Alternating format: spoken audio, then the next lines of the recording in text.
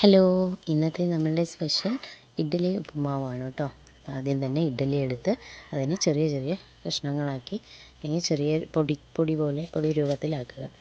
പിന്നെ ഉള്ളി, തക്കാളി, കപ്പലമുളക്, പച്ചമുളക്, ഇഞ്ചി വെളുത്തുള്ളി പേസ്റ്റ്, മല്ലിയില, കറിവേപ്പില, പിന്നെ കുറച്ച് ടേസ്റ്റിന് വേണ്ടിയിട്ട് നിലക്കടലയും കൂടെ എടുത്തിട്ടുണ്ട് കേട്ടോ.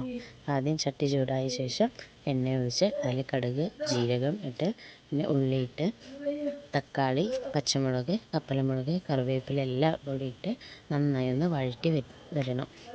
വഴറ്റി വന്ന ശേഷം കുറച്ച് മഞ്ഞൾപ്പൊടി, ഗരം മസാലപ്പൊടി, ചിക്കൻ മസാലപ്പൊടി കൂടി ഒരു മണത്തിനാണ് കേട്ടോ. മണത്തിനിട്ടിട്ട് ലാസ്റ്റ് നമ്മുടെ പൊടിച്ച് വെച്ച ഇഡ്ഡലി അതിലൂടെ ഇട്ട് മിക്സ് ചെയ്യുക. സിമ്പിളായിട്ടുള്ള ഒരു റെസിപ്പിയാണ് കേട്ടോ. എല്ലാവരും ട്രൈ ചെയ്ത് നോക്കണം.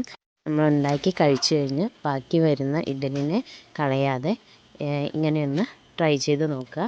എല്ലാവർക്കും ഇഷ്ടപ്പെടും. കുട്ടികൾക്ക് വളരെ രുചികരമായിട്ട് ഉണ്ടാക്കാവുന്നതാണ്. എല്ലാവരും ട്രൈ ചെയ്യുക കേട്ടോ. അപ്പോൾ നമ്മുടെ രുചികരമായ ഇഡ്ഡലി ഉപ്പുമാവ് തയ്യാറായിരിക്കുകയാണ് കേട്ടോ.